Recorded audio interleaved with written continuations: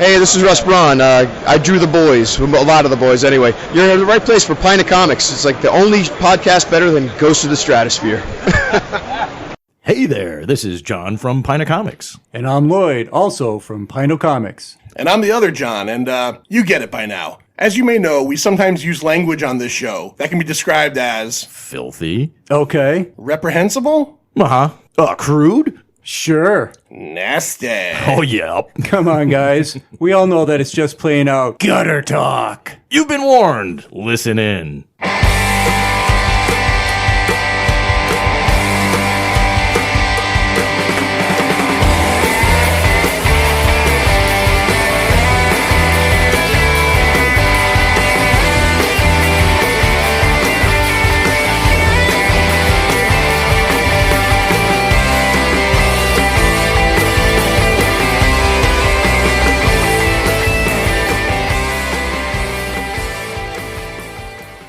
All right, welcome back to another episode of Pint O Comics, the Pint, as we like to call it around here. Sir Jon, the Manster, and JG, G Sizzle, G Dog, Ganache, whatever. We're here today to talk about another top 5 list. We have top 5 of a certain type of movie or a certain parameter of movies. And when we usually do this particular type of episode, we have a go-to guest. Our go-to guest is Andrew Morgan from the wonderful, awesome, incredible Nomcast podcast. Andrew, what's going on, my man? How are you, sir? We just recorded an amazing new episode for my podcast just last night, and I'm excited to see your fine faces again for tonight's episode as well. I would say I'd be excited to see you again, except Zoom won't let me see you. Oh, no, you just popped up. You've got a plaid shirt on. You look very nice tonight. Thank you. Very handsome. Oh, you're very handsome, very debonair. I'm trying to pull off that journalist thing where I put my movie posters that I want you to be impressed by behind me. I'm sure you can't make it out if it's that small, but it's like the Batman trilogy and 300 and a bunch of other fun ones. Be like, I'm a cool movie guy. You're a cool movie guy. And I see Sir Jon's books that he's trying to like creep in there to make me think he's literate. That's impressive too. Jeez, you want to see him? Here, I'll show him. Yeah, let's see. Those are all the books that I haven't read yet. Yeah.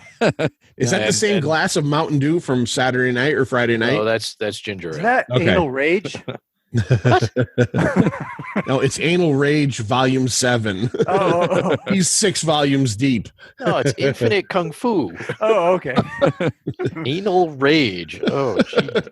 What's Lloyd's mind been on lately? Well, it is quarantine, kids. Anything goes. Yeah, it looks like Sir Jon looks like he's cathed. Like he's been sitting in the same chair for for all 6 weeks. Yeah, he looks comfy.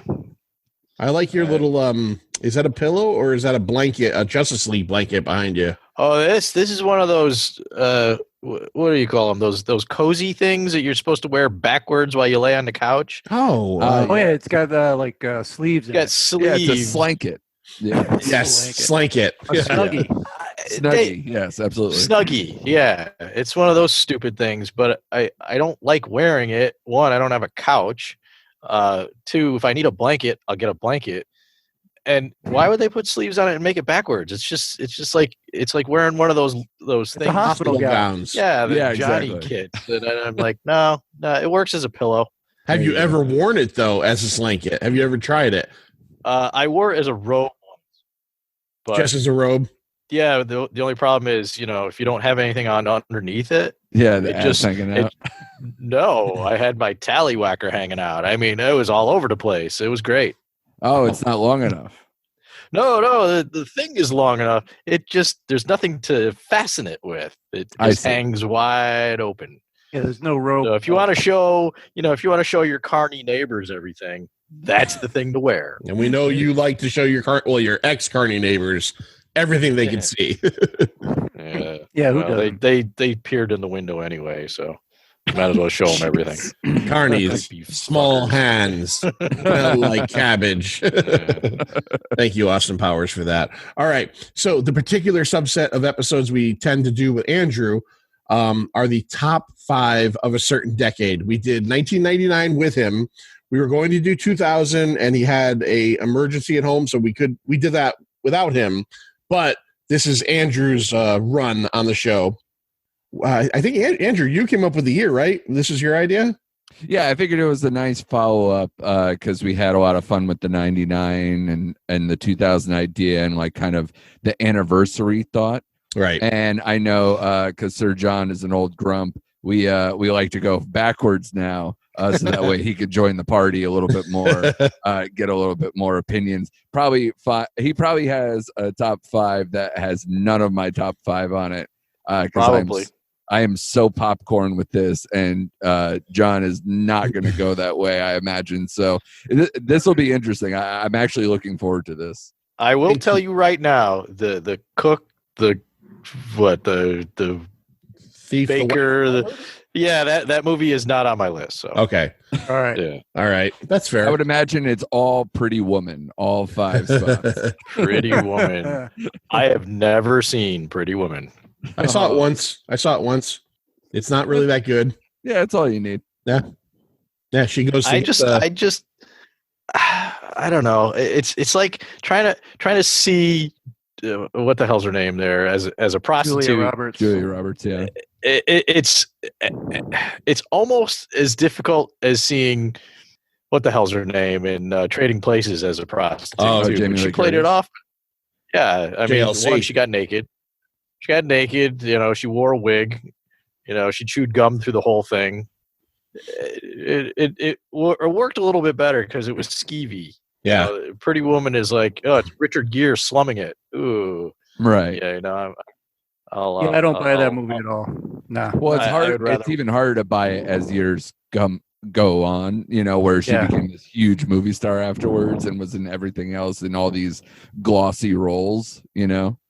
So it's hard to go back and look at it when she was one of her first or her big breakout.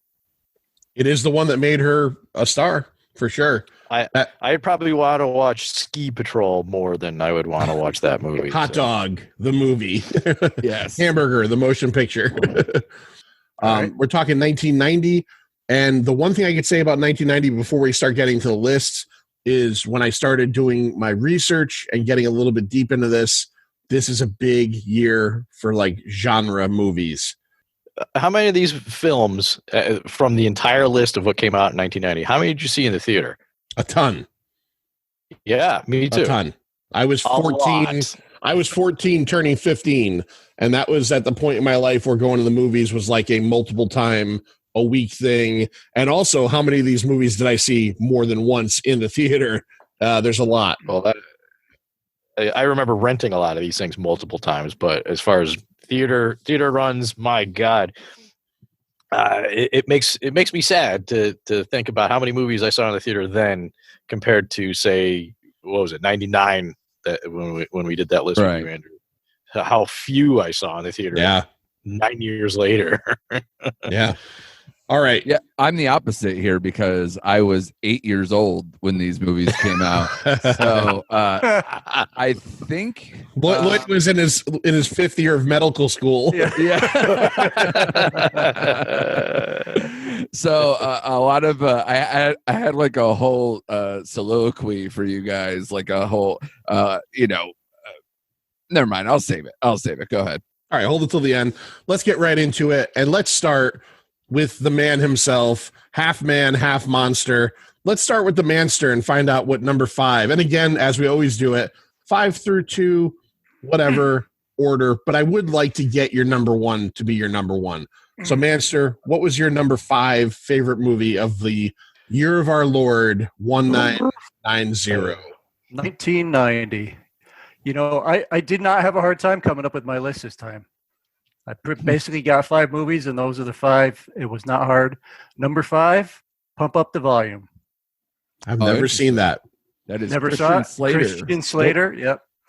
Came out in August that year. He plays a radio. He's a shy kid who's moved into an area, kind of like the Heathers kind of thing. I was gonna say it's very Heather, like reminiscent of that. And Heathers is what, 4 or 5 years before this? 1 year. I think it was It was pretty 89. close. Heather's is 89. 89. Yeah. 89. Oh, okay. He's kind of shy when he's at school, but he's got his own radio show, like a pirate radio show he does at night. His name is Happy Harry Hard On or something like that. And all the kids in school listen to him, love him. You know, he like masturbates on it, or he pretends to masturbate on there. He just says all kinds of crazy shit. He plays cool music, and he gets a cult following. Basically, all the adults, you know, they find out, they try to stop him. The FCC tries to stop him. Someone does commit suicide right after one of his shows, and you know he feels a bit guilty about that. He changes a little bit. What does he do? He starts telling people, "Hey, it's okay, whatever you are." You know, because the guy who called in he was gay and he was getting persecuted, and he's like, "Be yourself. It's okay." You know, there's a lot of themes like that going on in there, and in the end, they track him down. He takes it on the road. He's broadcasting from a Jeep, and just a lot of mayhem, a lot of anarchy, but it's really cool. I really enjoyed that movie, and it's got a fantastic soundtrack. So basically, it's about pirate radio. Yeah. And pirate radio. Yeah, I saw it in the theater. John saw that. Okay, let's see. Let's play that game today. Let's try to remember. Obviously, for Andrew, it'll be a little harder, but let's try to remember if we saw each one of these in the theater. Lloyd, did you see this in the theater that you remember? Don't think I saw it in the theater. Nope. Okay. All right. But I do have the soundtrack, and I play it to this day. Give me one good cut off of it. What's a good cut? Everybody Knows by Concrete Blonde. Okay. All right, Johnny, Wave of right? Mutilation by the Pixies. That's two. Yeah, well, okay. I was waiting for three. Oh, you want another one? No, that's good. I was just waiting. I was waiting for you to start knocking them all out. All right, let's go to. You know what? I'll go next because I don't always go right early. So my number 5, I'm gonna be pretty confident is on nobody's list. It's a very small movie. I rewatched it coincidentally probably 2 months ago. I got the Blu-ray a couple years ago. It came out. I remember getting like Starlog magazine. My neighbor's dad used to let me read his Starlogs. And I remember in 87, when this movie was being made, them doing stories on it, and I couldn't wait to see it. The studio that it was a part of fell apart. What do we got? Yes. 1987, filmed in 1987. Sir Jon just showed it to me. I'm not surprised, but I'm kind of surprised. My number 5 is the 1990 released Robot Jocks. Yeah, I don't even know this movie. Never seen that one. You would not. It was. Go ahead, It's on John. my list. It's on my list. Is it 5? No. Okay. So Robot Jocks is Pacific Rim 30 years ago. With really, and by what I mean by that is it's about these giant mechanized warriors. The world has gotten to a point where after World War III, they don't fight wars anymore. Every country has their own champion, and the champion for America is Achilles, played by, what was his name, John? Gary Graham? Is it Gary Graham, I think? Gary Graham. Yeah. Gary Graham. So they're basically these genetically kind of enhanced human athlete, super level human athletes, and they pilot these giant mech warriors. And when there's a dispute between countries, the 2 mech warriors fight. And whoever wins the dispute. They win land, all this stuff.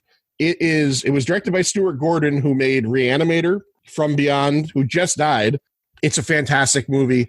The special effects for what is, I guess, considered, it's not a studio picture. It was made by Empire Pictures. Full Moon.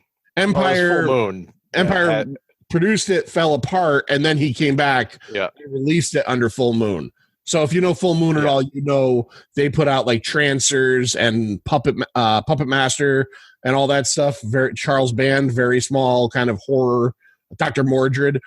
Robot Jocks, 1990. Honestly, if neither of you guys have ever seen it, it's a super fun movie, and the stop motion and practical effects are fantastic.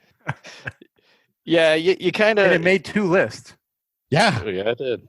Yeah, it's a classic. It's definitely story over substance, I guess, because of you're dealing with a really low budget here. It's got known actors So you've got a number of faces you're going to recognize. It's got a solid story. It's just really low budget. And if it was ever done big budget, just do the same story, big budget.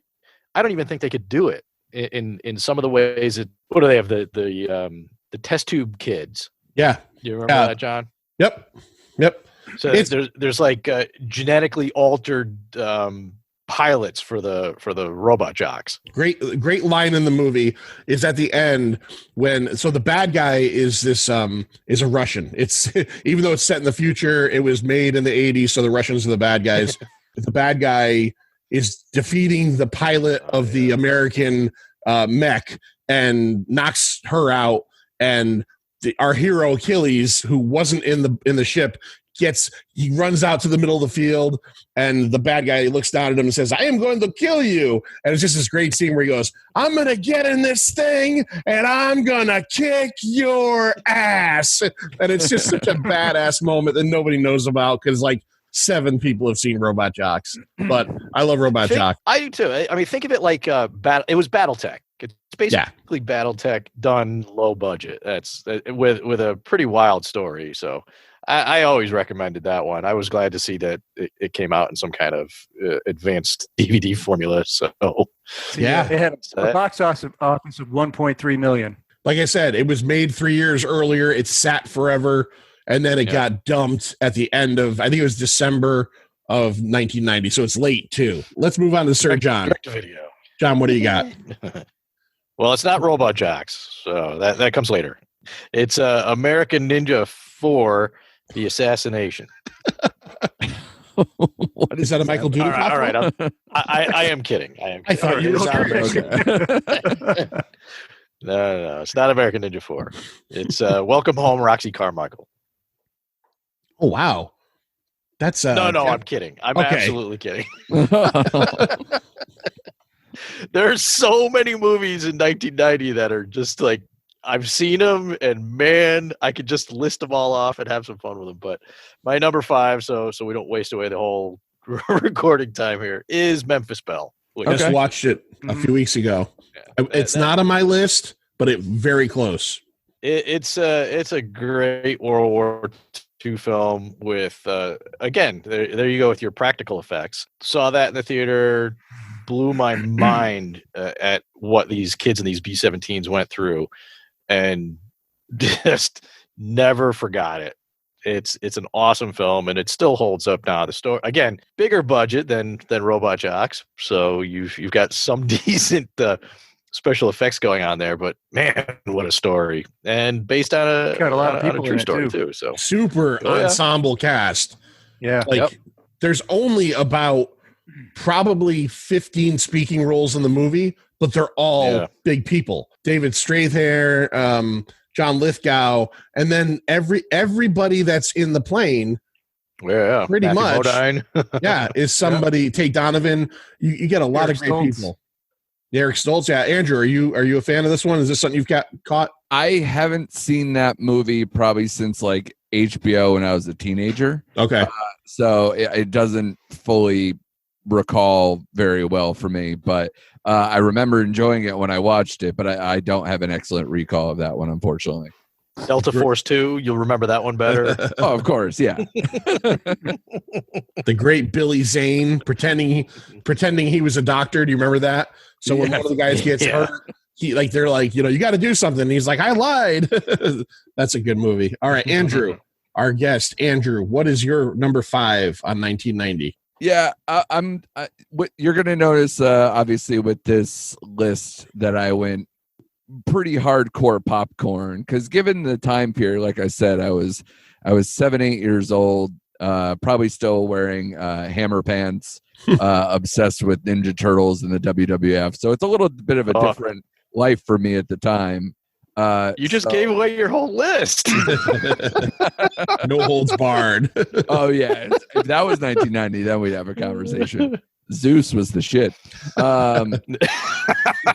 Tiny Lister. Tiny Lister is amazing. The president of the Planetary Union in The Fifth Element. Yes. was trying to fight between my head and my heart for number 5. It was a tough choice. My head desperately wanted to go Coen Brothers and pick Miller's Crossing, which is a very good kind of mob-esque throwback film of theirs. But unfortunately, my heart won for the gift that keeps on giving. That is Kindergarten Cop. Okay. Now, I mean, it is undeniable. Who's your daddy and what does he do? Exactly. It is undeniable. He's not a tumor. All the quotes, like you just can't deny this movie for how many quotes are all throughout. And what's the beauty of it is that I like the movie in the moment. It has so much rewatch value, but Stop it. Later, when I was in high school, there was a huge run on trying to do funny prank calls. And there was this one guy who took an Arnold Schwarzenegger soundboard and basically took all his quotes, mostly from Kindergarten Cop, and would call up places as Detective John Kimball and try to get information from people by just hitting all the different quotes. Be like, stop whining. Who is your daddy? What did you do? Like all these things that where he was just calling people and asking questions. And it was absolutely amazing. So from being a super fun movie back from my youth to then being that later in life, it was absolutely amazing. And this movie is an Ivan Reitman movie who, you know, in the 80s was a god to me because of Ghostbusters. He and Schwarzenegger, their second team up because the year prior they had done Twins. So this is a start of an amazing Schwarzenegger run where he does Twins and then both in 1990, spoiler for later, goes into Total Recall and Kindergarten Cop in 1990, then goes to Terminator 2 in 91, and then Last Action Hero and True Lies in 93 and 94. So that's a good run. Is basically the quintessential stuff. I mean, all apologies. Doesn't get his Conan movies probably in there, obviously, and then the first Terminator was before that too. But this is kind of like pure Schwarzenegger right now. Yeah, Kindergarten Cop's a good movie. It's a good movie in the fact that it is a kind of a perfect blend of the two styles of Schwarzenegger movies. So it's the humor of Twins, but it also has like the whole beginning of it's like an action movie where he's initially trying to catch what was the guy's name? Richard Tyson, who played the bad guy in that. And and then then you got the whole middle where he starts falling in love with Penelope Ann Miller and becoming like this guy. What's her name? Pamela Reed, who played the mother in Jericho, was his partner, and she was awesome in that. Yeah, absolutely. I mean, everybody's good. Even the woman who plays the mother to the bad guy in this as well. They have a confrontation, Pamela Reed and her, in the end scene when they're fighting over the kid. There are so many great things to like about this movie, and it just has a spot in my heart that just is unassailable. It's so much fun. And like I said, and especially now having kids and specifically having a kindergartner, it's interesting to watch this movie now through a whole different lens of like, yeah, I want to scream at a kindergartner all day. I can imagine a full room of them. I would fucking hate it. When it's interesting to see what the age level bears, and it's got even so many like weird, dirty stuff in here. Like where that one morbid kid who is like everybody dies every 5 minutes. I love that kid. There's the fat kid who eats all the lunches, and that's before Billy Madison made that funny to me again. Like there's so many awesome things about this age level. The integration of the ferret is kind of fun. Like there's so many cool things. Isn't there the one kid in that one that like just like says to him deadpan like, boys have penises, girls have vaginas. Absolutely. And he doesn't know, he has no way to respond to that. Well, that's because remember in the montage of the Who's Your Daddy and What Does He Do, that his father is a gynecologist. Right. And looks at vaginas all day long. So, all these things are excellent recall. I forget my kids' names, but I can remember like half the montage of that, of like whose actual jobs for all these small little kids in this scenario. But it's amazing. I saw that in the theaters. Did any of you guys see that in the theaters? Not me. Yes. Yeah. All right. Me and John saw that. I think I've only seen one of these. No, two of these in the theater. Well, let's get to your number 4, Manster. What do you got? My number 4. Let's see. The first time I saw this movie, the 24-year-old me, I don't know, didn't really care for it all that much. I've watched it since then, and I got a new appreciation of it.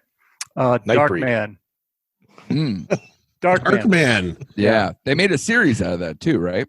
Yeah, they did. Yeah. I did not watch it, but yeah, the movie, it's a Sam Raimi movie. I guess it's pretty early in his career. I think he was still working out how to shoot maybe action shots. I mean, it's not great as far as action goes. Well, Sam Raimi is actually in Miller's Crossing that I mentioned before. That's right. Yep. And he was a lot of the action scenes and things like that, they actually borrowed a lot of the Sam Raimi shots that you see in like Evil Dead, Spider-Man, all those, that sweeping close-up that he does. They use a lot of those in Miller's Crossing because he was on set kind of giving some guidance. So it was early enough that he wasn't the director of these high-profile things, but he had his hands and was friends with everybody. And same with the Coen brothers. That was early in their career. Yeah, Blood Simple's like 84, I want to say. So, yeah, I think they had maybe only a couple movies under their belt. I think Raising Arizona after that, and then I think Miller's is the third. John can attest to this with Dark Man. You could not open a comic book in 1990 and not have that on the back cover or inside the front cover. No, there wasn't actually a Dark Man comic book, right? Yes, there was. Yeah. Before the movie? No, I'm talking about, it wasn't inspired by a comic book. No, it was. No, it was original. Because it's very comic book feely. It's overacted. Oh, yeah. It feels okay because of the setting, Also inspired DMX, whose name is actually Darkman Extra. Oh, yeah? Is it really? Is DMX. Yeah. John, I got a trivia question for you real quick. I'll get back to you 1 second, Lloyd, but I want to. Yeah. So Liam Neeson played Darkman in the actual theatrical movie. Who played Darkman in the sequels, direct-to-video? Oh, I don't remember. Your favorite? Was it Bruce Campbell? No, Bruce Campbell plays. He shows up in the end. He is Darkman's last disguise when he's walking across the bridge. No, so I just tied this into our 1999 episode. So the role of Darkman in the 2 or 3 direct to like HBO sequels back in the late 90s was from the gentleman who played the Mummy in The Mummy, Arnold Vosloo. I'm sorry. The Darkman sequels were terrible. Sorry, Lloyd, but your list is really killing me tonight because I hate both those movies. Pump Up the Volume. Oh, God, please. Because Pump Up the Volume, I just want to kick that down the street and watch it burn. Didn't they blow up the high school at the end? That was Heather's. That was Heather's. There's a scene in Darkman when they're having a shootout in a warehouse. And one guy's got a peg leg, but it's really a gun. And so this one guy kicks out the leg, takes a gun, starts shooting people up. Meanwhile, the guy with the peg leg, he's just hopping up and down. And then finally, when the shootout's done, the guy who took the gun just offered his arms to steady him. I thought it was fucking hilarious. I saw Darkman once. I waited all summer for that movie. Me and my parents were on vacation in Orlando, and I made them take me to see Darkman. They already were pissed off through this thing. The only thing to this day I remember about Darkman is that at the end it's Bruce Campbell, and that's only because I've seen that and read that since. But there's a scene with a stuffed bunny. He's trying to win for his girlfriend, but he's Francis. also his mask is starting to like bubble up, and he doesn't want her to know. So he just like says to the carny, he's like, "Give her the fucking bunny." And it's him freaking out. That's all I remember about Darkman, and the fact that was funny. Could not go to a comic book show once COVID's over, dig through anything in the pile, find anything from 1990, open it up. There's gonna be an ad for Darkman in it. I was gonna say my Nintendo powers were full of Darkman. Yeah, It was exactly. either Darkman or Tremors. So true. Darkman. Okay. All right. Well, my number, and I don't hate your list, Lloyd. I don't hate your list. I don't know volume. All right. So my number 4, Fuck that movie. my number 4 is a sequel to one of my favorite movies ever. And I think it's a slept on sequel. I think it's really much better than people give it credit for. Child's Play 2. No. Predator 2. Danny Oh. Glover, Bill Paxton, Maria Conchita Alonso. Yeah. Ruben, Like a man in that movie? she did. She was super hot in The Running Man like 3 years before. Right. Then like she kind of cut her hair. Yeah. Anyways, Predator 2 is take place in the futuristic wasteland of 1997. And the Predator comes to Los Angeles in the middle of a gang war where it's the Jamaicans versus the cartel. And then in between is Mike Harrigan, who is Danny Glover and his squad of cops. It's a solid action movie. I've always enjoyed it. It's directed by Stephen Hopkins, who made some pretty questionable movies. He made a couple I liked, but he made Judgment Night later on, which is a terrible movie. But he made The Ghost in the Darkness, which I liked a lot. Lost in Space. Did he make that? Reboot? Yeah. Oh, that's so fucking terrible. Yeah. That's so terrible. And Okay. Dream Child for Nightmare on Elm Street fans too. Oof.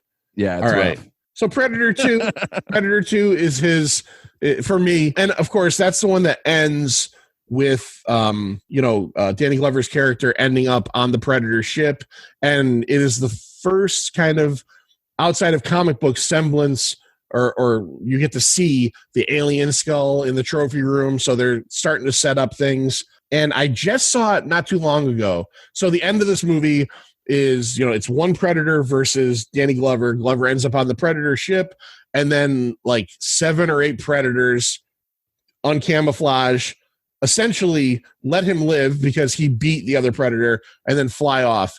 On YouTube, someone posted recently a behind-the-scenes video of Danny Glover and the 5 or 6 Predator actors. It's like a 2-minute long video singing and dancing along to a song that they're playing. If you have to see it. That sounds amazing. It is amazing. And Danny Glover is so into it. It's hilarious. At one point he's like going, the Predator. It's so weird. But it's a solid action movie. I think a lot of people just automatically say, you look at Predator and you had like the apex of alpha male, Schwarzenegger, Jesse Ventura, all these guys, Carl Weathers, you get all these guys. And then, the next one, it's like kind of schlubby Danny Glover, but it still holds up. It's well done. So that's my number 4. Let's go to Sir Jon. Well, it looks like he's muted right now. John, are you there? Yeah, I'm here. Yes, unmuted. Okay. John, your number 4. I'll speed it up a little bit here, and we'll put out Robot Jocks, since I like that movie a lot. Okay. And I'm not even going to ask because nobody saw that in the theaters. So let's move right over to Andrew with his number 4. My number 4 again is straight popcorn, especially for being the age of the protagonist at the time, is Home Alone. And I saw it coming.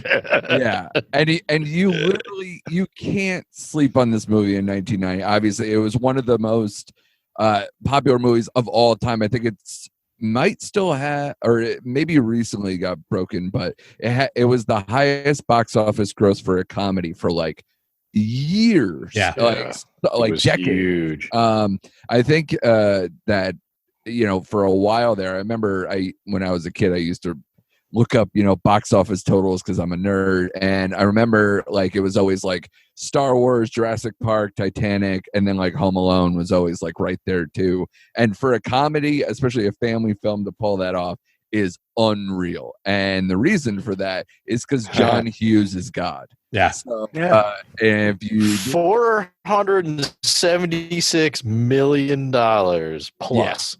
Yeah. And for anyone who watched the movies that made us on Netflix, they do a great job of covering this movie. There's so many great stories, and one of the stories for the fact that you said 476, John? Yeah, it's 476 684 was the total worldwide gross. So, and the story of the movie is that the movie was supposed to be shut down due to budgetary constraints because they originally said they were going to do it for $10 million. Yep. they said, hey, our final budget is 14.7 or something. And Warner Brothers went, too high, sorry. and they came back and was like, oh, well, how about 13 and a half? They were like, nah, but we probably can't pull that off. So they were at an impasse, and John Hughes had to go behind the scenes and try to get other studios involved to compete for pricing and all this other stuff, and ended up getting the movie made. Competing for pricing while they were under order from Warner Brothers to shut down and tear everything down. Yeah, it was that hilarious scene that they go through in the documentary where it's like the Warner Brothers exec going from room to room in this old abandoned high school, which was the high school from Ferris Bueller and Uncle Buck that they were setting up shop in. And they actually ended up building a house to do the interior scenes of the McAllister house was in the high school. Yeah, that's crazy. Yeah, it's unreal, like how they were able to pull that off in the gymnasium. And the swimming pool, I guess, was the basement scene when the basement floods in the film too. It's an amazing details that they pull out in this. But the movie is also directed by Christopher Columbus. Everybody calls it, it's kind of like this is a John Hughes movie because, to everybody, because he just wrote. He was such a prolific writer director that because he was involved, people were like, oh yeah, everybody attributes it to John Hughes. But it's a miracle that Christopher Columbus, like in retrospect, like the man's a huge director, but he only had Adventures in Babysitting under his belt that was worth anything. He was supposed to direct Christmas Vacation. Hughes wanted him to do that. And he was like, fuck Chevy Chase, he's an asshole, and left that project because everybody can agree that Chevy Chase is an asshole. And then, obviously everything about John Hughes's career up to this movie is this movie. Like the fact that John Candy does a small role here and is just completely knocks out of the park because he had that history. I think it was the third or fourth movie for John Candy, fourth with this movie. So I think it was Great Outdoors, Planes, Trains, and Automobiles, and Uncle Buck. So this is the fourth movie, and they shot it all in one day.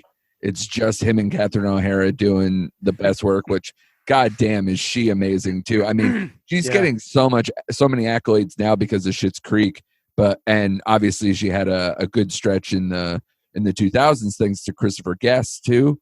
But man, in the 80s between Beetlejuice and this movie, I mean, I was in love with Catherine O'Hara forever. And anyone who was a SCTV person too, she's just such a great character actor. And this one, probably the most surprising of all, because this is just a straightforward mom. Like everything else she's done, she ends up being some bizarre, tweaked out character. Best in Show. Oh, God damn it. I love that movie. I watched on Christmas Day this year in the morning when we're, getting ready to do gifts between me and Lindsay. We always will just put on a movie like on demand or something, usually Christmas Story, something along those lines. And because we have Disney Plus this year and Home Alone is on there, right? Yeah. On Disney Plus. I hadn't seen Home Alone. I saw it in the movies when it came out. I enjoyed it. I saw it probably on video in the 90s. I hadn't seen it in probably 25 years. Yeah. I put it on, and I think it just turned out that we were not jumping right into gifts. So I pretty much watched the whole thing. And I might have even mentioned it to John at the radio station, like the next time I saw him, that's a fucking solid movie. It holds up. And it's unbelievable. It's super entertaining. And Macaulay Culkin had it. Like, he really, for a kid that age to pull that off, he was fantastic. Good choice. Home Alone is a good movie. And he's hilarious in Uncle Buck too. So I mean, that's John Hughes specifically wrote the movie for Macaulay, and he absolutely knocked it out. And the rest of that family is so great too. Like even Buzz is like such a hilarious character. My favorite line, I don't remember the kid's name, but I pointed out to Lindsay, is I think it's Fuller. Fuller, take it easy on the Pepsi, and the kid's drinking the can of Pepsi and like shaking. It's fucking hilarious. One of my favorite stories, and I'll move off of it. One of my favorite stories about Home Alone that they put in there, Buzz's girlfriend, the photo that they had in there is not a girl. that because they didn't want to shame a girl by putting there and just being like woof, in her face, like on screen. So they put in one of the workers' sons picture in there and dolled him up to look like a girl. So that way it was like, oh yeah, no problem, whatever. It's a guy, so we could do this. If it was a girl, it'd be shameful and harmful. Wouldn't want to hurt anybody's feelings. Right, exactly. So they did that instead. But amazing movie. The real quick, the scene. Andrew. Oh, go ahead. Sure. Just so you know, regarding Home Alone, it still holds the number one spot for all-time domestic box office for a comedy movie. Yeah, I bet. I thought The Hangover might have done some damage or something like that, more modern. But I don't know if that's adjusted for inflation, but I wouldn't be shocked if it wasn't. This is not adjusted for inflation. These are the actual numbers. So it's at 285 million plus. It's still the number one domestic box office for comedy. It's still to this day. I mean, my kids watch that movie all the time. Yeah, I mean, that's the beauty of John Hughes. Young kids, even now. Yeah. Yeah, John Hughes' movies purposely wrote them to be these evergreen movies that you can watch any decade, they're completely relatable, the same issues, even with how technology moves, that all of these movies are absolutely timeless. And he's a perfect writer. I think he said he wrote this one over a weekend. I know the rumor was for Ferris Bueller, he wrote it in a week. What a talented dude. All right, Lloyd Manster. Saw the theater. Yeah, okay, I did too. I was just going to really quickly mention, we'll get off Home Alone, is the scene between Robert's Blossom and him in the church where the kid tells him to repair his relationship with his son. Yeah. It fucking made me cry. On Christmas morning, I was crying. And then at the end of the movie, when the son and you see the father and the son and they embrace, I'm like, you're fucking killing me. Yeah. All right, Manster, go ahead. All right, I got my 2 throwaway movies out of the way. Maybe John will like my next pick. No, he won't. No. The Prince movie, Graffiti Bridge. Whoa. I'm kidding. No, my number 3 is Miller's Crossing. Okay. So I'm glad somebody put it on there. Good. Yeah. I feel better now. I really like that movie. Early, again, Coen Brothers movie, genre movie, Irish gangsters. There's the whole double cross going on. I mean, as a viewer, there's a double cross going on. It's not really a surprise, but you're just trying to figure it all out. And when it all comes together in the end, it's pretty cool. Yeah. The only thing that weirdly doesn't hold up, because I think he might be from that area, Gabriel Byrne's accent is weird in that movie. Yeah, he went with his normal accent. I guess he convinced the Coen brothers to let him do his normal accent. They didn't want him to. Yeah, because weirdly, if he put more of a brogue to it or something, that it might have caught nicer, but his natural accent just seems a little out of place for that movie. But my favorite thing is Albert Finney is he's fantastic. Absolutely great. And he only got that because who was it? Trey Wilson passed away right before then. Oh, interesting. I didn't know that. He was the guy from Raising Arizona, the father. Yeah. He was supposed to have that Albert Finney role, but he passed away right before the movie started shooting. Yep. And Finney, my favorite scene in there, and I don't know what yours is, Lloyd, but the escape from his own home when they go after him and they shoot up his house and it's on fire and he's jumping out the window to get a Tommy gun down below. Because before then, you don't really realize that this guy is a tough guy, like he can really take care of himself. No, they kind of make him almost seem like too sweet and kind of not a doofus, but kind of, not really has his authority is questioned. Let's put it that way. I mean, Gabriel Byrne seems to have him wrapped around his fingers, for most of it, almost in a fatherly son thing, where Byrne seems definitely more the enforcer type and everything else. Yeah, I absolutely agree. The violence in there is top notch. Coen, Finney's great. Byrne is good. And you get to first see all the original Coen actors that go on. John Turturro is fantastic. Turturro's in there. Buscemi is one of his earliest roles, and a very small role in there. So you get to see a lot of the stuff that they like to use. Yeah, I got to be honest. About probably 10 plus years ago, I had never seen that, and I don't know, Netflix disked it or whatever at the day or whatever. Yeah. And now I'm not saying it was a bad movie. It bored the fuck out of me.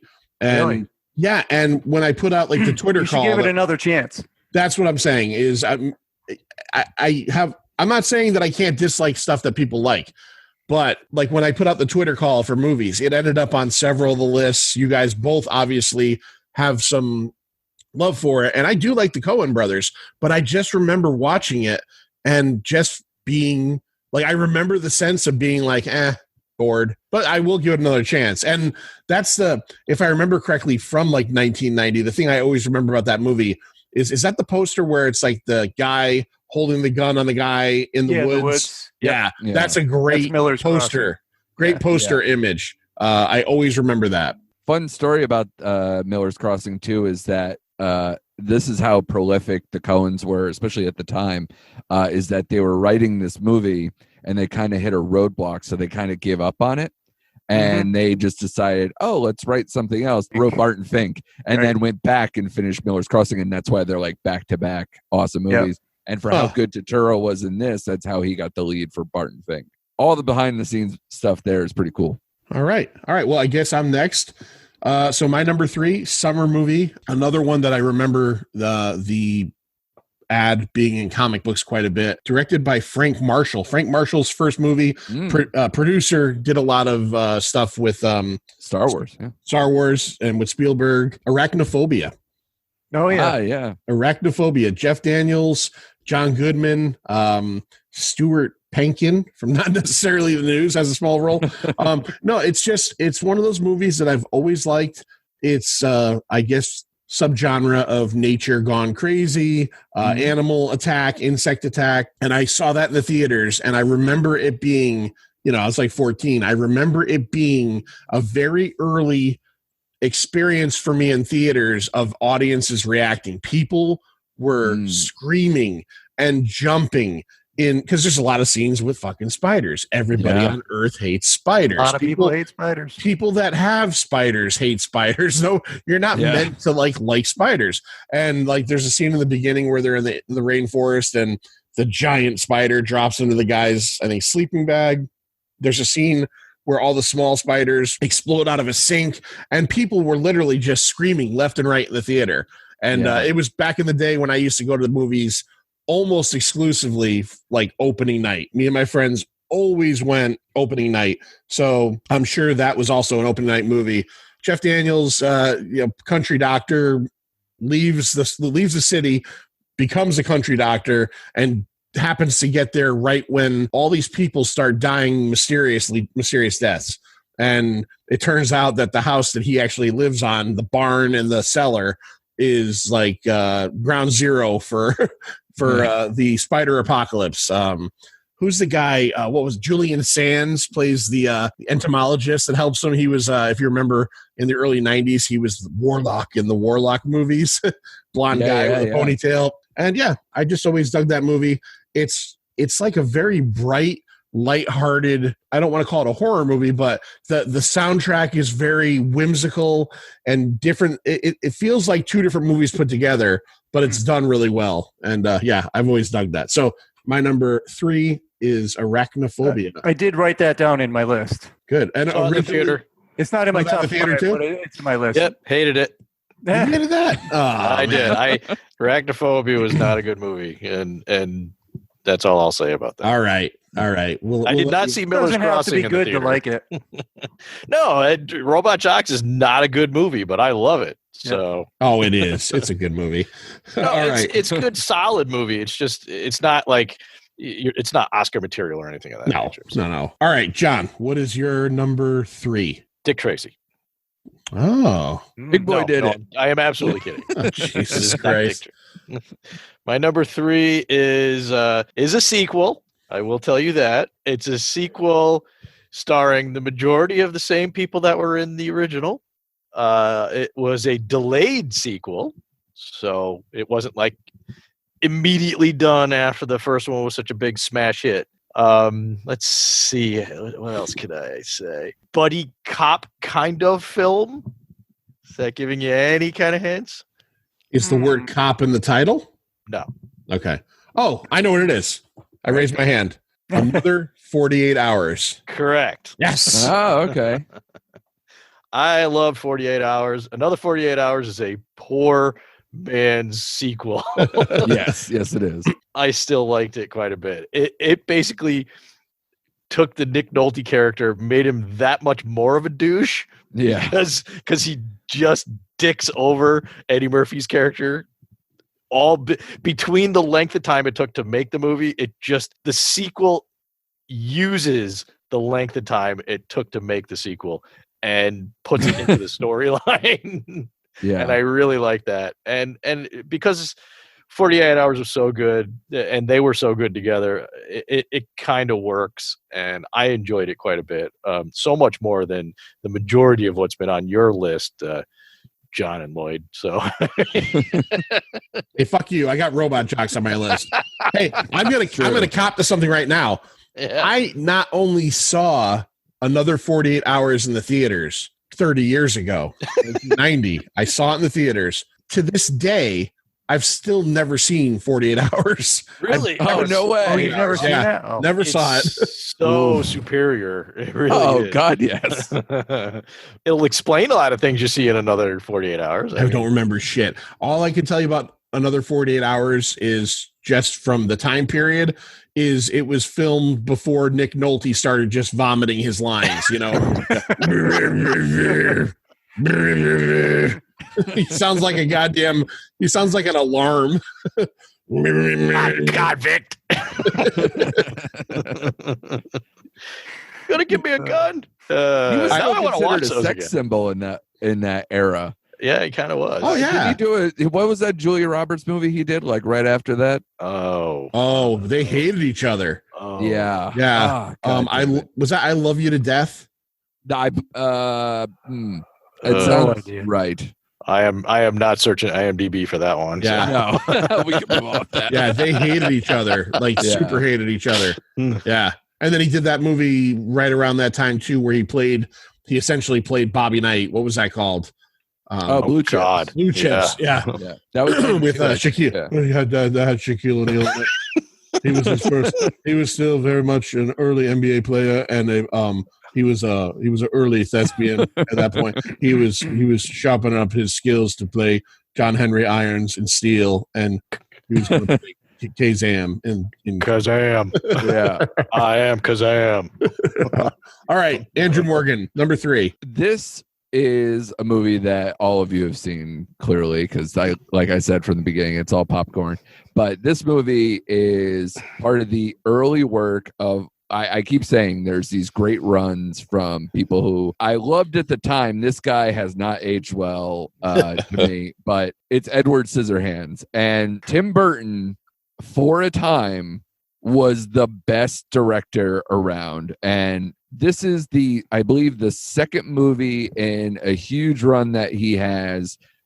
This is only his, I'm sorry. No, I take that back. This is if you take his first 4 movies, they're almost his Hall of Fame, his Mount Rushmore. So it's Pee-wee's Big Adventure, Beetlejuice, Batman, and then Edward Scissorhands are his first 4 movies. And you can make an argument, unless you're really into Ed Wood or something. Ed Wood's his best movie, I think. Yeah. Then maybe which one would you knock off of those 4? I mean, easily. So it was Pee-wee, Beetlejuice, Batman, and Edward Scissorhands. Scissorhands, gone right immediately.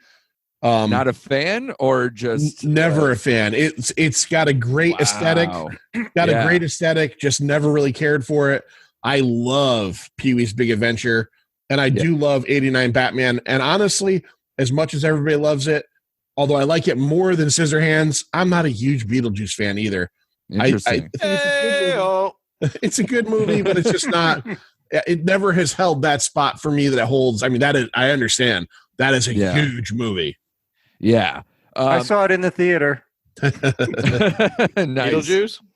No, Edward Scissorhands. I did too. Did I. I think I did. I think this is the tough part is like this is probably one of the first few years that I went to the movie theater. So I'm trying to what does anyone remember what year Masters of the Universe was? 87.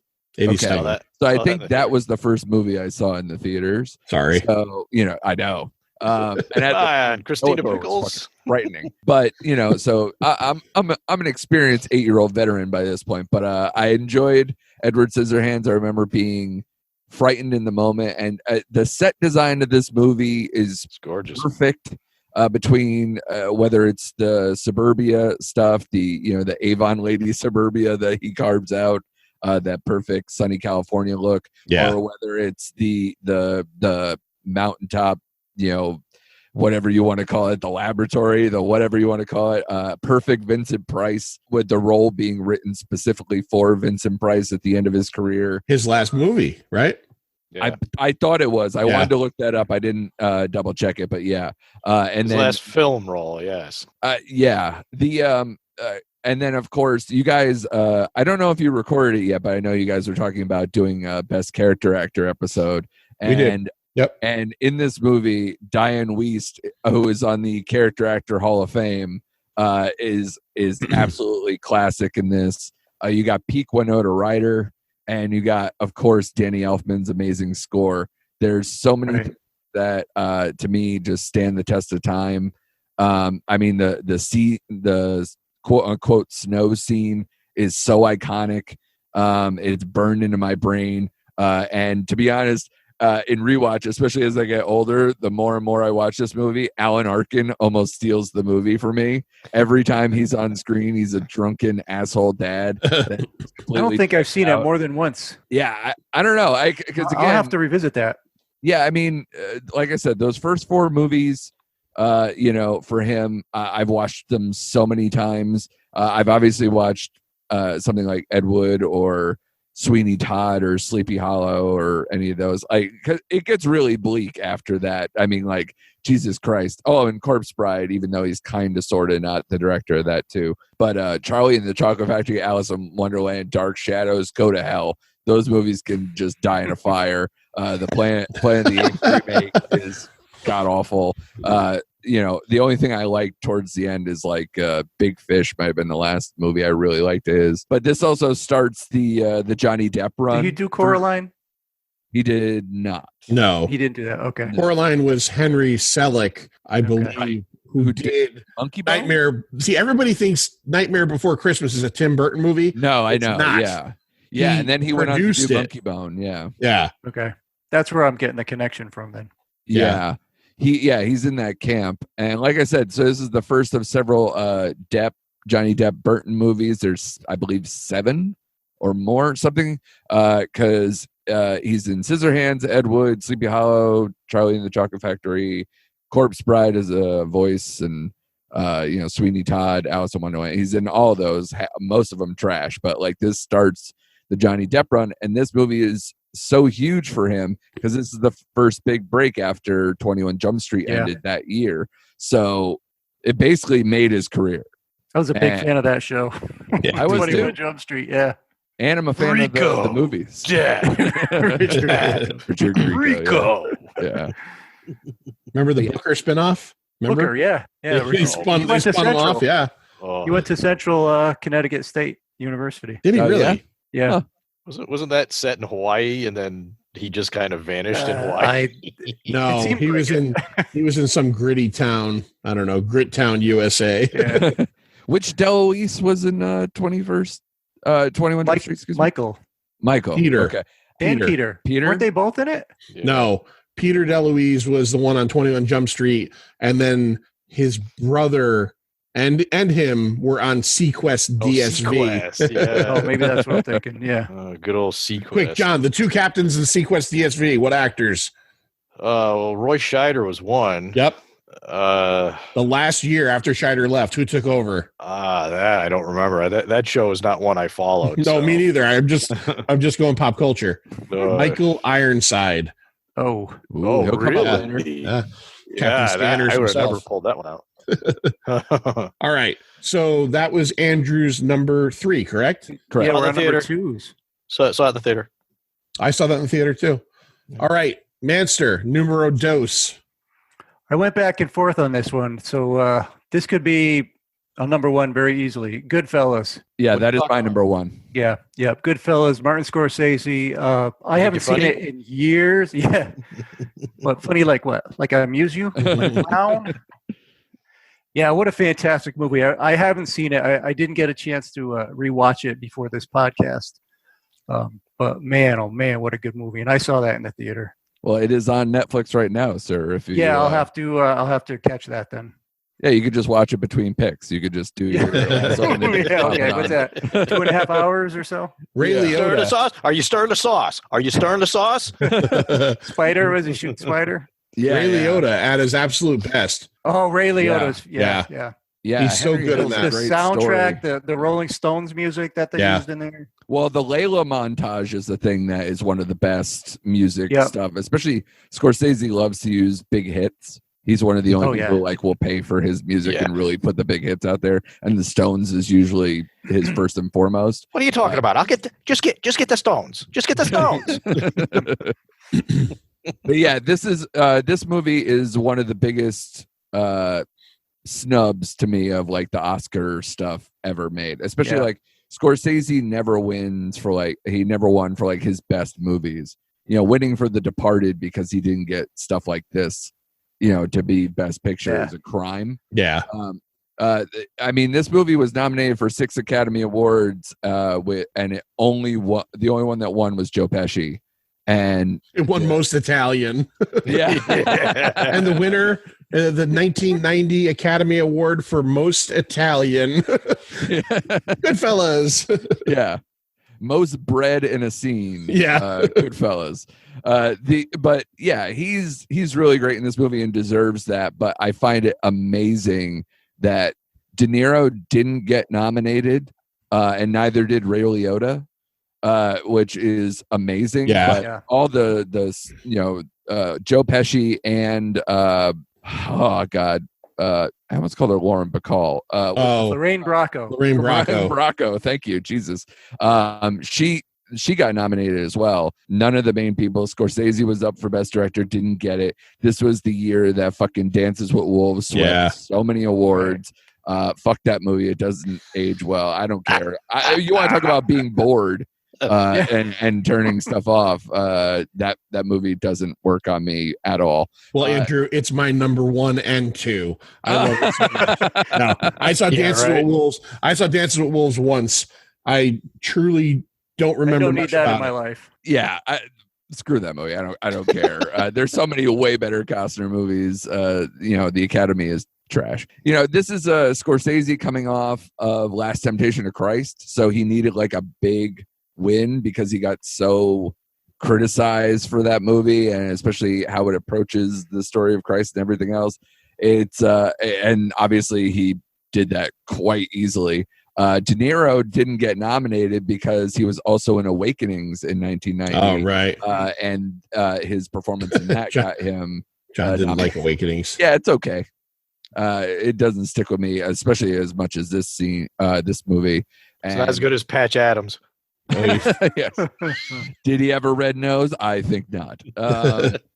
But this movie, yeah, the Layla montage, I'm funny how the Copa tracking shot. There's so many things that are legendary, and this movie just ages amazingly. Is that a helicopter? Do you see that? Gotta go get the papers. Get the papers. All right. So that was Lloyd's number 2, Goodfellas, aka that was almost released under the name Wise Guys. It was changed to Goodfellas very late. The novel was Wise Guys. Right. And I think it might have had to do with the CBS TV show at the same time that they had some kind of issue, so they had to change it. I did not see Goodfellas in the theater, believe it or not. I did not either. I saw that a couple years later, actually. Yeah, I didn't either. That was an HBO watch for me. Videotape. Remember that? That Yeah. thing called videotape? My number two, sticking with heavily genre films, I did see in the theater. Men at Work. It is also a sequel. No, that's a good one, though. It is also a sequel. Nobody was involved in the Academy Awards in this at all. I'll give you a hint. John might know the answer. It was written by comic book scribe Frank Miller. God, why? I love it. What I is love wrong with you? That movie's so bad. No. Oh. RoboCop 2. I love RoboCop 2. So RoboCop John 1 loves the RoboCop. up to 2. 3 is terrible.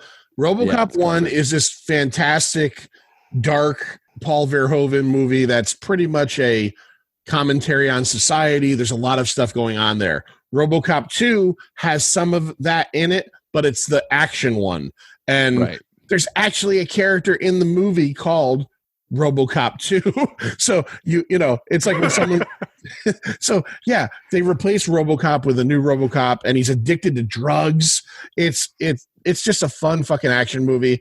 It's the movie that drove Peter Weller out of doing RoboCop after that. He was like, two is enough. I'm done. Motherfuckers. I'm going to go do Naked Lunch. Yeah.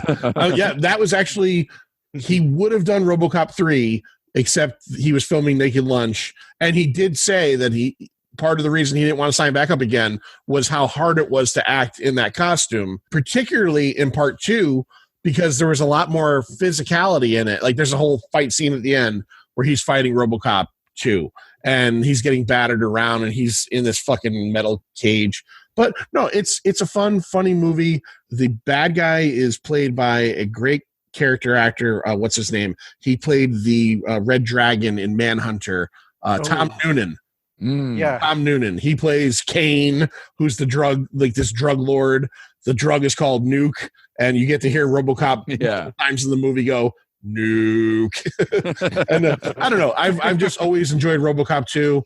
About a month ago, I watched RoboCop 3 on Tubi or Pluto, and I had seen it years ago. That's the one where they tried to go PG and made it very. There's a cute little kid in it, and she reprograms an ED-209 to like bark like a dog. It's so fucking. It's not even like if John hates RoboCop 2, RoboCop 3 might cause his head to explode. Like that's how bad it is. But RoboCop 3 is so bad. Yeah. Was Nancy Allen even in it? Yes, and she gets killed halfway through it. And as she dies, you can completely see her, like as she's dying, going, "Thank fucking Christ, I am out of this shit." With her paycheck just sitting in the pocket. I got a new roof. Yay. They're like, "Nancy, we need you to do RoboCop 3. We're going to bring a new actor in to play RoboCop. We want you to be there to be the familiar part. We're going to kill you halfway through. And it's not going to pay as much." And she's just like, "Would it pay for a medium-sized bathroom to be redone?" Because if so, I'm there.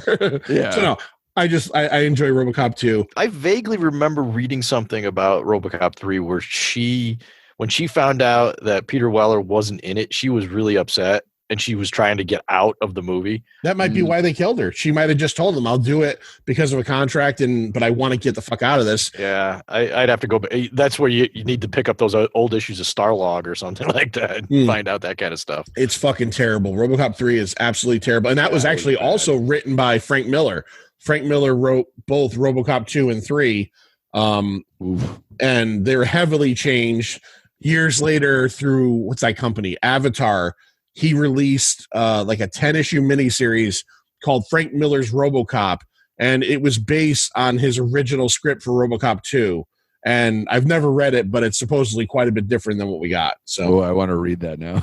Yeah, Frank Miller's RoboCop 2. Check it out. Or RoboCop. Does RoboCop call somebody a retard in it? Retard. Dead or Alive. Yeah, is there an audiobook version of it? That'd be great. Read by Peter Weller in the RoboCop voice. Yes, please. RoboCop drove down the streets of Detroit in his, what was it? What was the car? The 2000 SUX. Oh, God. Yeah, the one they had to heavily reinforce for his body. It looked like a fucking Ford Taurus. All right. My number 2, RoboCop 2. John, what is your number 2 of 1990? I had a real hard time coming up with a number 2 because there's so many good movies. Like, My Blue Heaven. My Blue Heaven was just there. I like that. That's a good movie. Steve Martin, right? Yeah. Steve Martin playing. An Italian. Yep. Because Yep. that works. Sure. I do love that movie, and I did see it in the theater, but it is not going to be my number 2. Nor is another Robin Williams great, Cadillac Man, which I've seen many, many times. That's a fun, frantic movie. I'm going to go with one that really didn't hit the big screen for very long before it was released to the videotape, where it made most of its money. It's a Rutger Hauer special, Blind Fury. Oh, yeah. I've never seen that. No, me neither. Me neither. Awesome, awesome movie. I've always wanted to see it. Yeah. It's your standard Saturday afternoon adventure thriller starring a rather, actually, a heroic Rutger Hauer. So playing against type at that point in his career. Also playing a blind man with some kung fu ability. He's got a sword, right? Is a sword in his cane. Yeah. So it almost looks like the Daredevil movie without the costume in terms of just that aspect of it. It kind of is in a certain way. He's if I remember correctly, because it's been a while since I've seen it. He was a Vietnam vet, if I fully recall that, and he was blinded in Vietnam. So, and he learned to fight blind after the fact. And I honestly forget exactly what happens. There's a kidnapping of a kid, which I think might be his, that he's never met. All kinds of crazy stuff that happens, including somewhere in what's that ski resort in Colorado? The one on all in Vail, Maybe. Colorado, somewhere up there. Yeah, where all the rich people go. Aspen. That's probably the one I'm thinking of. Yeah. I don't know. I'm not rich. I don't go there. So it's, there's a ski resort situation that looks almost like it was filmed while they watched a James Bond movie. Like, oh, see what they do here? Do that. Yeah. It's fun. I really like it. It's one of his more interesting films. He did a slew of near direct-to-video flicks. That one was really good. There was another one I can't remember the name of right now, where it's a post-apocalyptic film. He's part of a team that travels from city to city, and they basically play blood sport football.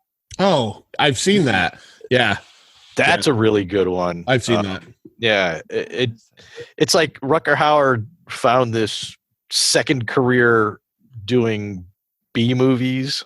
Was it him that was in that one where I think it was called like Wedlock or Deadlock, where him and the woman he was partnered with had those collars around their neck and they escape from like a prison, but they can't get too far away from each other or their heads are going to blow up? Yeah, I remember that. That one I didn't really like so much. A lot of his movies are hit or miss like that, but I always liked the guy, so instead of watching Anthony Zerbe movies, I would watch these. Anthony Zerbe, Jesus! All right, Andrew Morgan, numero dos. What do you got? My number 2 is a movie based on a Philip K. Dick novel with my man that we already teased earlier, my man Arnie. Total Recall. Oh yeah. You blabbed about Mars, Quaid. Again, in the classic sense of Arnie movies in that huge run, everything is so goddamn quotable. Yeah. Like between, Quaid's, start the reactor, or I've got 5 kids to feed. I say that shit all the time. You're in a Johnny cab. I think of that anytime I think of those like driving cars like that they had out in Vegas or wherever, those driverless cars or whatever that they had. Johnny cabs. Yeah. and you brought up RoboCop and I brought up Character Actor Hall of Fame and Michael Ironside was brought up earlier. Oh yeah. Character Actor Hall of Fame. And Ronnie Cox is fighting for also Character Actor Hall of Fame between this and RoboCop. This movie is so fun. I watched it recently on Pluto TV and it still holds up. It still Didn't they remake that? Yeah, they did with Colin Farrell and Kate Beckinsale. It's not good. It's joyless. Yeah. I've never seen it, but don't they not ever go to Mars? Isn't that like a plot point? I think that's part of because I think that was part of the Philip K. Dick novel. Like they went trying to go closer to the book. Okay. And No. The beauty of Paul Verhoeven is that he can do genre flip shit on your head stuff. Oh, yeah. This is part of his 3 hit classic hits run with RoboCop, Total Recall, and Basic Instinct.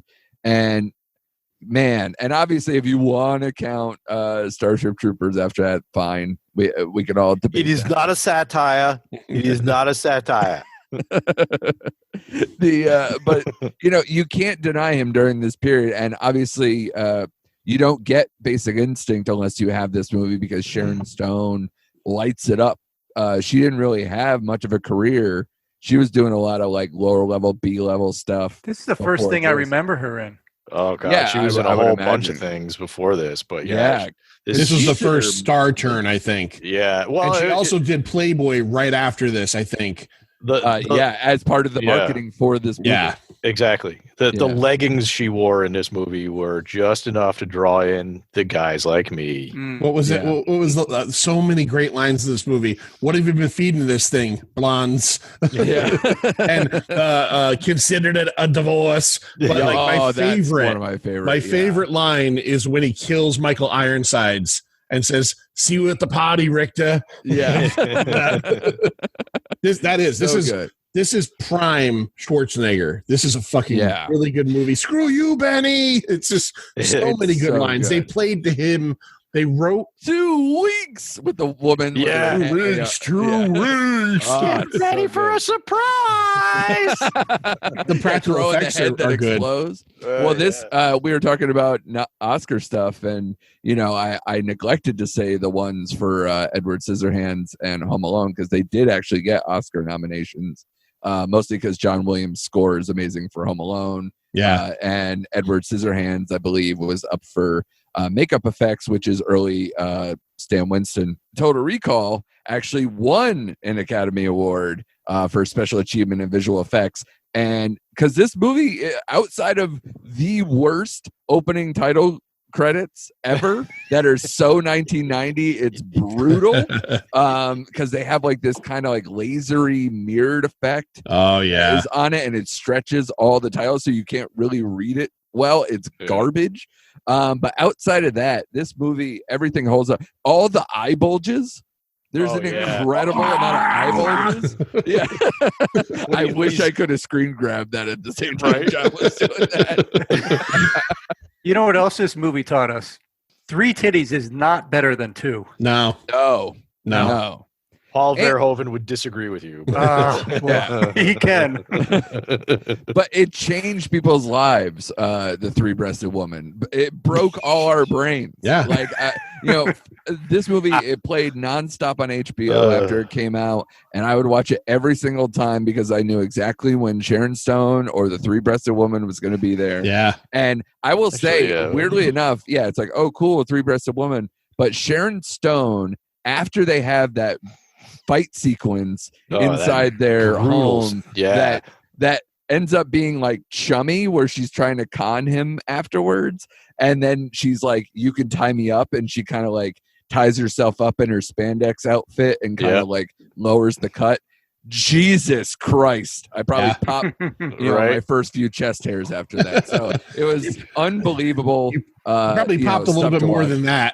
Yeah, I was trying to keep it PG. I was trying to RoboCop 3 the conversation. I'm sorry.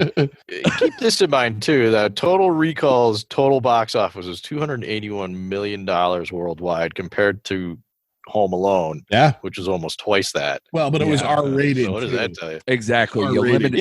So it limits it a little bit, but the family Christmas movie is a juggernaut. Right.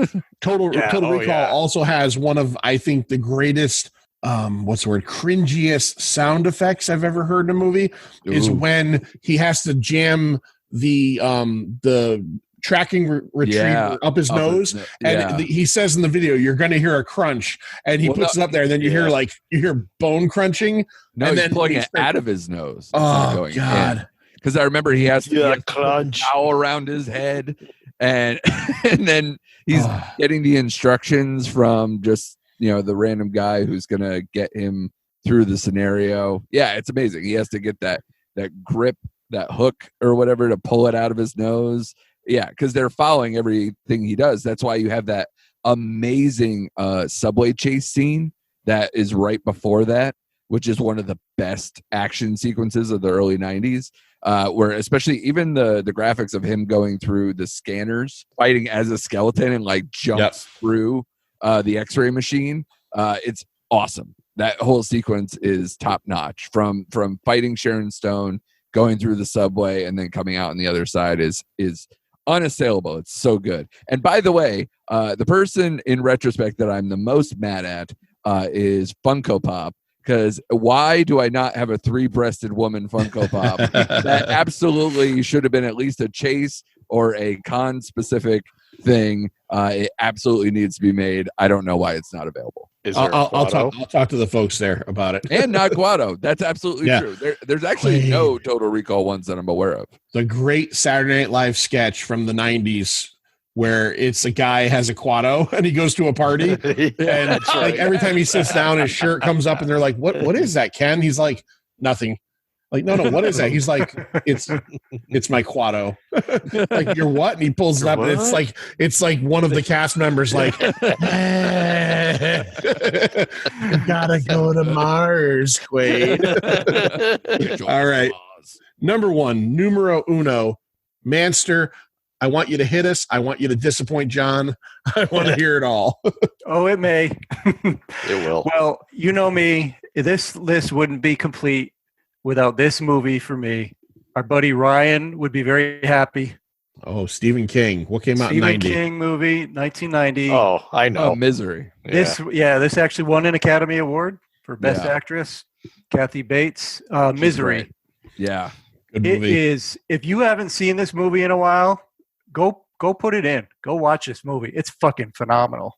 Yeah, that was a hard one. I had a bunch of movies that were competing for that number 5 spot, and that was definitely one of them, because there's so many of those scenes that just never will escape your head. And she is such a mad woman. She's totally insane, and yet she's lovey-dovey. You know, she's got that goody two-shoes thing, yet she's a murderer. She's up and down. It's just a wild roller coaster ride, this movie. Yeah. I saw it in the theaters. She does is so brutal. Yeah. Saw it in the theaters, and another theater going experience where when she hobbles him, people were just like, yeah. You see the foot actually just like flop over. Yeah. Which is really weird because the scene from the book is so devastatingly horrific. Yep. Mm-hmm. They made it worse in the film by not making it as bad as the book. Yeah, they only showed the one foot. They didn't show anything else after that, just his reactions. Right. Yeah, it was. Yeah, that's a cringeworthy moment. That and one. It's a great later at that point career role for James Caan. Yes, who settled into being like just like generic bad guy a lot in later movies. He was really good in that. Like he was great. Like his desperation to make her happy and to try to figure out like what is going to set her off. And like, there's that one scene where she leaves for town and he leaves the bed. She's coming back and he's got to get back. There's the Rob Reiner made that, right? Yeah. I was gonna bring that up because man, a guy from obviously a TV background and known for something completely different with All in the Family, ends up making a lot of the biggest movies of the 80s and early 90s between Princess Bride, Misery, A Few Good Men. I believe Stand By Me is him as well. Yeah, it is. Even his first King. The guy had so many hits. It was unbelievable that he doesn't get enough credit as a director. Right. Yeah, there's a lot of bad Stephen King movies. Yes. There's a few really, really good ones, and then there's a bunch of mediocre ones. And he's got two. This is in the top 3. Yeah, and he's got 2 of those. This is the top 3 Stephen King movies. I mean, this movie is it. Almost made my list. Almost. Yeah. All right. Yeah, that was close. I'll give my number 1 another sequel, a threequel actually. Yeah. Saw that coming. Back to the Future 3. Yeah. This was hard to take off my list too. It's Love it. honorable mentions. It's one of those movies that it was disappointing for me because of the run up 1 and 2 to this, and 2 and 3 were like basically back to back. Yeah. if memory serves. It was what, 89 to 90. November of 89, May of 90. And I saw I saw both in the theaters, and it was an unusual movie-going experience because at the end of 2 in November of 1990, they teased 3 with scenes from 3, and then at the end said May 1990. And you left the theater with a feeling that you would normally only get on television when a season finale would happen, and okay, well, as long as this show gets picked up, I'm going to find out in the fall. You knew 3 was coming, but like you didn't know necessarily at the time that they were filmed back to back, that they had scenes for it ready. And I'm of the thought process. I love all 3. I think it's a fantastic trilogy. The first movie is like top 5 in my life. I love 3. I think 2 is the weak link for me out of the 3 movies. I love it. It is. But 2 is 1 and 3 are ones, 1 is 5 steps above everything. 3 is very close, and 2 is just a little bit below. The thing about the Back to the Future movies is all the tying into the prior movies, with seeing these same actors play descendants and in the future and in the past, and just the humor of it all. I don't know. I love Back to the Future 3. It caps off the trilogy perfectly with the way it ends.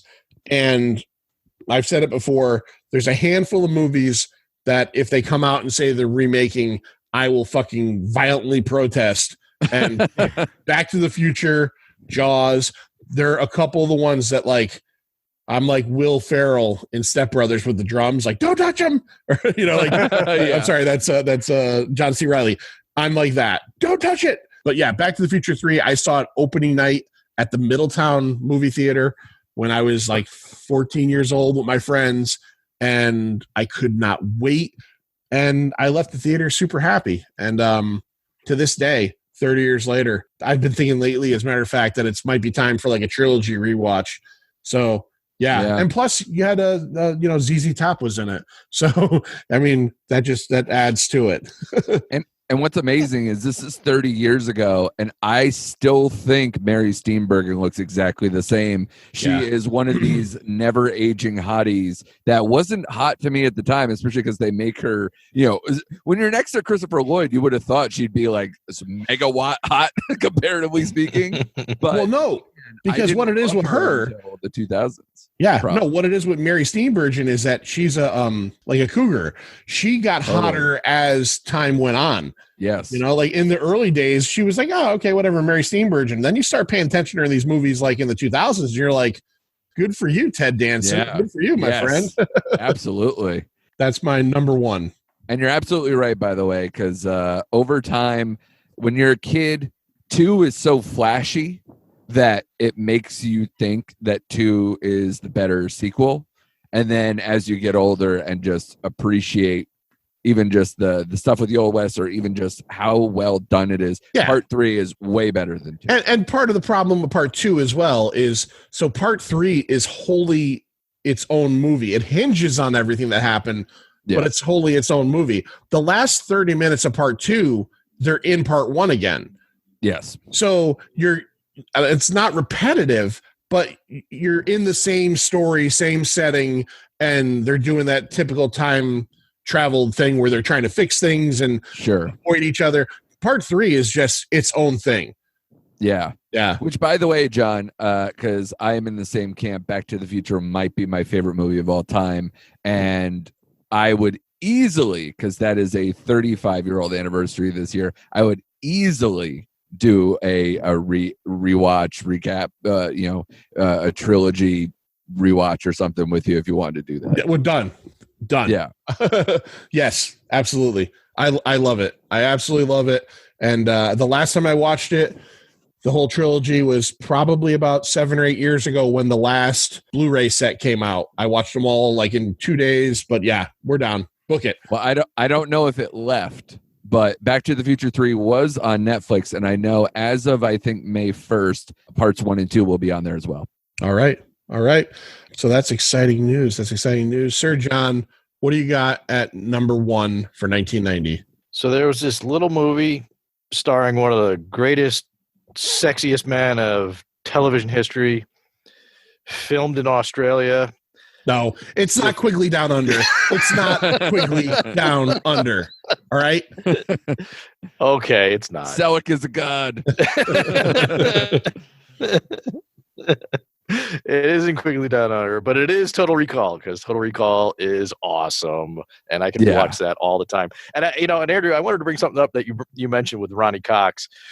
So, regarding a guy that had a string of massive hits, Ronnie Cox was in this string of massive hits when you really start looking at it at that time period.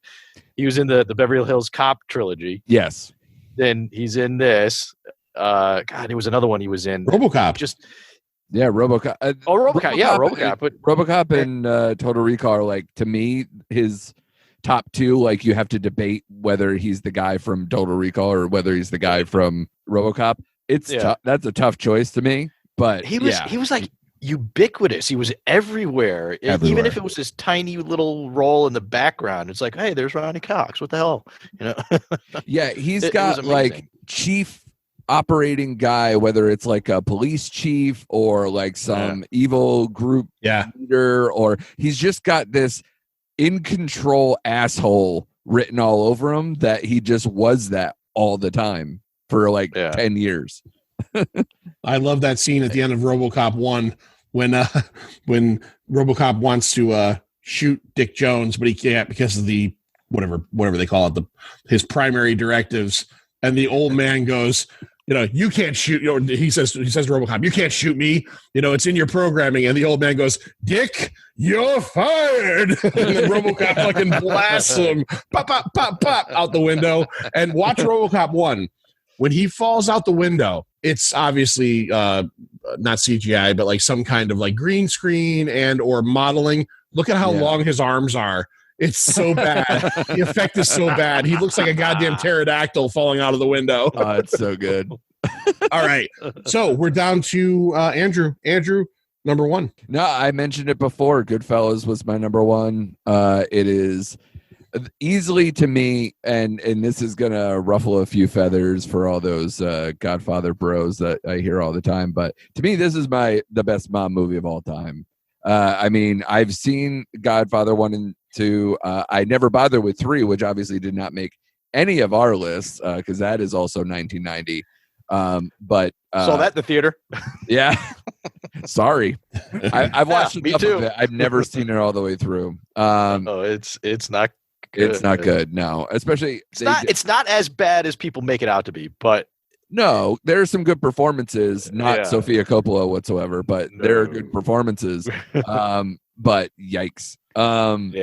Comparatively speaking. But Godfather 2 is like right there with Goodfellas as being the best of all time to me. But this movie, I think, is more for my generation, at least, being like the better mob movie, because this movie parlays easily right into The Sopranos, which kind of like took over the conversation because it's a more intimate portrayal. Even it's a less stiff kind of like serious version. Like this one is like if the mob went to like the fraternity way, where it's like it's family, it's fraternity, it's in a more accessible version of the mob where you're seeing holes in the operation, you're seeing the betrayals, but in like working with law enforcement, or it harkens right exactly into where The Sopranos went just a few years later, where it's like you're seeing the business, you're seeing the family effects, you're seeing a more intimate portrayal of all of this. Obviously Godfather Saga is more about that one family and really kind of tearing them apart as evolution of it's more like a family business movie than obviously something with the mob. This one is just straight rural guys, a collection of people. It's not really about family. It's not really, it's very believable. It's showing a kid's development from being in a broken home, or a home that disrespected him, that he just couldn't get through, and found a new family and made a new life as a gangster, and it made it seem so awesome to be a gangster. Like The Godfather doesn't make it seem awesome to be a gangster. It seems like complicated, melancholy, A lot of work. a lot of work. Yeah. This one is like, it's so awesome to kill people, isn't it? Like, it's it's like from the opening scene where they're just stabbing a fucking guy in the back of in the trunk of a car to shut them up is just so brutal and so, fun, for lack of a better term, that this movie makes it seem it's bright, it's chaotic, it's a much different update from what The Godfather meant to people in the 70s and beyond. Those are our lists. Those are our number ones. Let's go to some of our friends on Twitter real quick just to read off a couple of their lists. See stuff that they might have picked that we picked that they might have picked that we did not. At librarian _ Kate. She is a friend of the show. She has been on Not Another Nerdy podcast quite a bit. The Hunt for Red October. Yeah, that was an honorable mention for me as well. Joe versus the Volcano. Also on my list as an honorable mention. Yeah. Dick Tracy.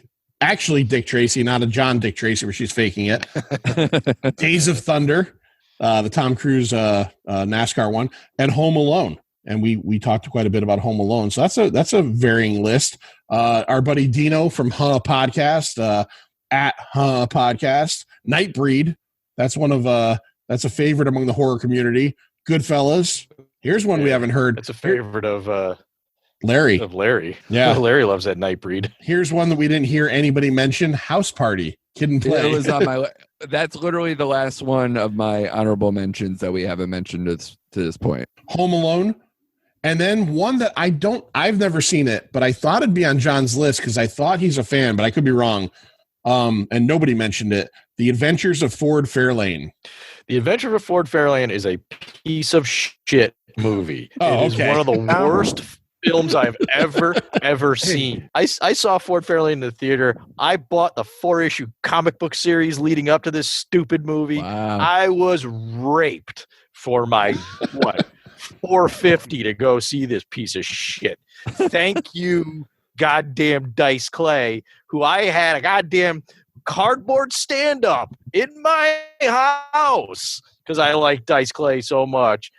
Fuck that movie. So I was entirely wrong about my thoughts that John enjoyed this movie. I'm going to move past that. Robber Barons Inc., our friends, the great at Robber Barons Inc. Check them out if you need any COVID bandanas, anything like that. And I'm pretty sure this is Sal.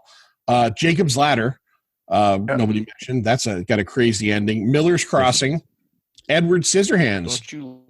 Don't you Die love Hard Jacob's 2? Ladder? Die Hard 2, Die Harder, and Total Recall. All right, let's read off. Okay, here's one more podcast, a horror podcast, The Blood Buddies, at The Blood Buddies. And they've got some good genre stuff here.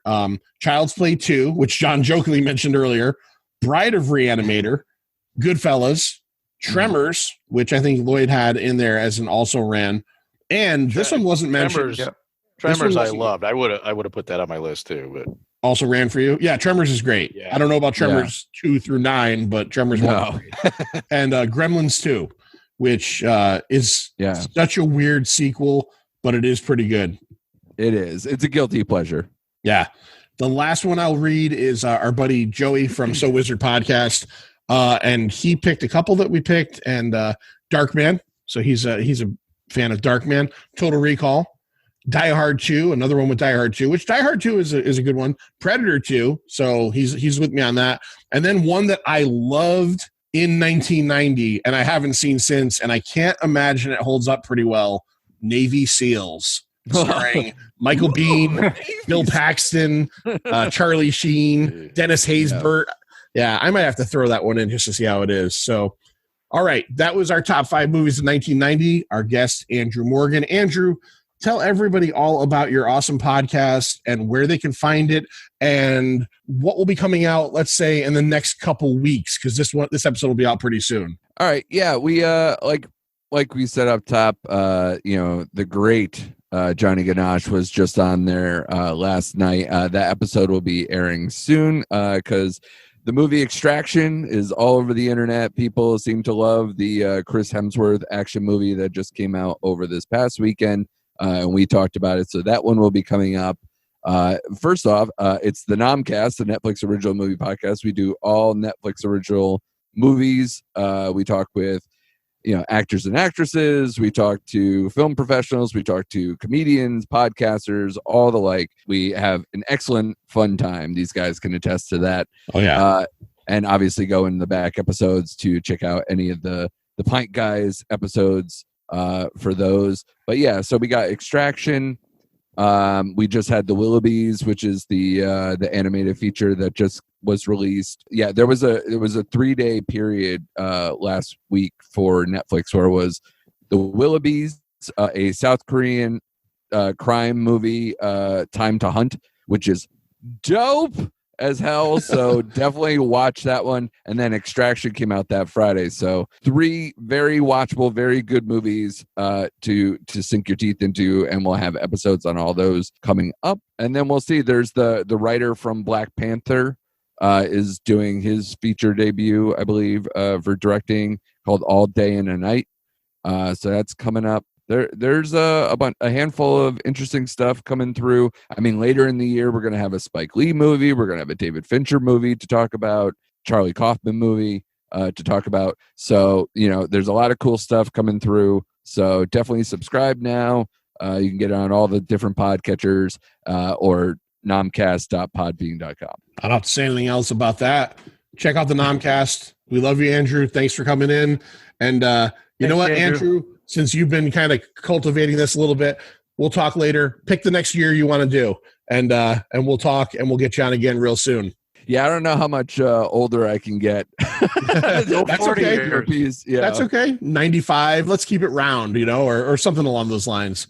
Yeah, I definitely am very interested in that Back to the Future rewatch for a 35 year. But yeah, absolutely. We'll figure that one out. Awesome. All right. So for Pint of Comics, I'm Johnny Ganache. My co-host, Manster. Manster. Sir Yeah, Jon. my mic's been going out all night. Oh, has it? Yeah. Oh, I've heard you all night. All right. Maybe No, I've not been again. talking, but my little thing doesn't light up. Oh, all right. It's Let me do working that out. all over again. I'm going to cut that. All right. So for Pint of Comics, I've been Johnny Ganache. We've got the Manster. See ya. See ya. Sir Jon, do you want to say it as well? Do you want to do a double see ya? Fuck you, Ford Fairlane. Okay. We'll end on that. That sounds about right. Sorry, Andrew Dice Clay. You seem like a nice guy. Not sorry. Sorry, not sorry. It's over, Johnny. It's over! Nothing is over! Nothing! You just don't turn it off!